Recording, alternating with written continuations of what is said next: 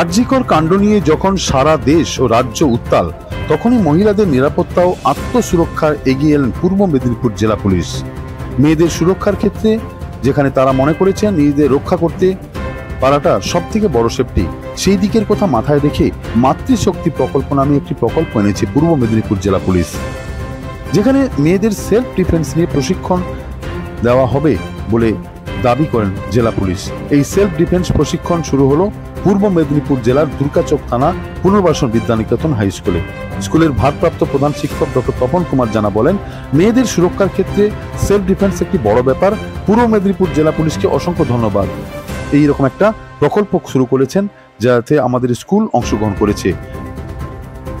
সব মিলিয়ে পুজোর আগে পূর্ব মেদিনীপুর জেলা পুলিশের পক্ষ থেকে এই মাতৃশক্তি প্রকল্প সকলের নজর কেড়েছে, তা বলার অপেক্ষা রাখে না। হলদিয়া পুনর্বাসন বিদ্যানিকেতন স্কুল থেকে 50 জন সিলেক্ট করা হয়েছে, যেখানে তারা মনে করেছে মেয়েদের যে কোনো পরিস্থিতিতে সেলফ ডিফেন্স করাটা অত্যন্ত জরুরি।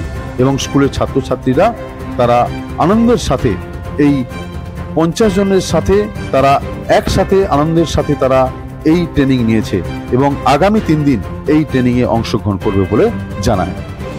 আমাদের পূর্ব মেদিনীপুর যে প্রশাসনের উদ্যোগে এবং আমাদের দুর্গাচক থানার ওদের ব্যবস্থাপনায় আমাদের বিদ্যালয়ে 3 দিনের একটা ক্র্যাশ কোর্স চালু হলো মেয়েদের জন্য, বিশেষ করে 9, 10, 11, 12 এই মেয়েদের জন্য এই আত্মরক্ষা ট্রেনিং, সেলফ ডিফেন্স ট্রেনিং, এবং সেটা মাতৃশক্তিদার নাম, যার পোশাকি নাম মাতৃশক্তি, আপনারাও শুনেছেন, এটা চালু হয়েছে।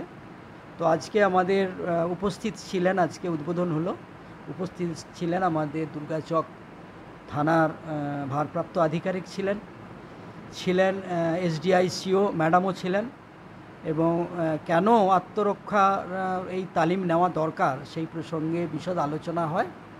এবং আমাদের ট্রেনার দিকে লক্ষ্য রেখে আত্মরক্ষার ট্রেনিং মূলত দুটো ব্যাপার, একটা হচ্ছে মেয়েদের মধ্যে যে অনন্ত শক্তি রয়েছে তাদের, হ্যাঁ, তাদের মধ্যে যে মানে নিজেকে প্রোটেক্ট করার যে ক্ষমতা রয়েছে, যে তাদের মধ্যে আত্ম উপলব্ধির যে ক্ষমতা রয়েছে, সেটা দিয়ে বাইরের যে পরিবেশে তারা যখন হাঁটাফেরা করছে, তাই নিজেরা নিজেদেরকে যদি কিছুটা রক্ষা করতে পারে, সেই তালিমটাই মূলত দেওয়া।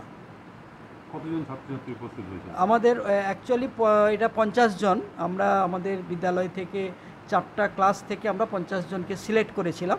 তবে আজকে কথা হয়েছে বাকি যে মেয়েরাও আছে তারাও যাতে অংশ নিতে পারে, সেটাও হয়েছে, তারাও অংশ নেবে। 9, 10, 11, 12 এর মেয়েরা যারা ওদেরকেই বোধহয় ডেপুট করেছে জেলা প্রশাসন, ক্যারাটে করে, ওদের ক্যারাটে অ্যাসোসিয়েশন, ওরা ওদেরকেই জেলা প্রশাসন থেকে ডেপুট করেছে। মেয়েদের মধ্যে উৎসাহ কেমন? খুব দারুণ উদ্দীপনা এবং উৎসাহ।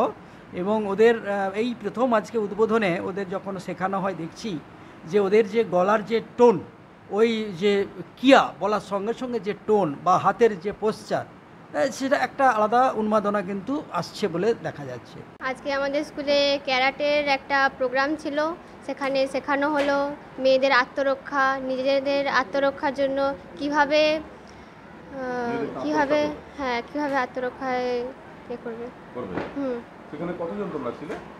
সেখানে হ্যাঁ, ক্লাসের মোটামুটি সবাই ছিল। যাদের প্রবলেম ছিল, শারীরিক অসুস্থতা, তারা আসেনি, তারা সেখান থেকে। কত ধরনের? 6 ধরনের, 5-6 ধরনের। আগামী আরো 2 দিন হবে। হ্যাঁ। তো তাতে অংশগ্রহণ করবে? হ্যাঁ, অবশ্যই। কেমন লাগছে এই যে করছে, কেমন লাগছে? ভালো লাগছে, যাতে এরকম কাজে লাগবে এটা। হ্যাঁ, এটা আমাদের নিজেদের কাজে লাগবে, তারপর যারা আরও আছে তাদেরকে শেখানোরও কাজে লাগবে। আমরা যতটুকু শিখলাম সেটা অপরকে শেখানোর চেষ্টা করব, যেটা শিখলাম সেটা কাজে লাগানোরও চেষ্টা করব আগামী দিনে। কখনো এরকম বিপদের সম্মুখীন হয়েছো? না, হয়নি, এখনো পর্যন্ত হয়নি। Smart news Bangla, smart news Bangla.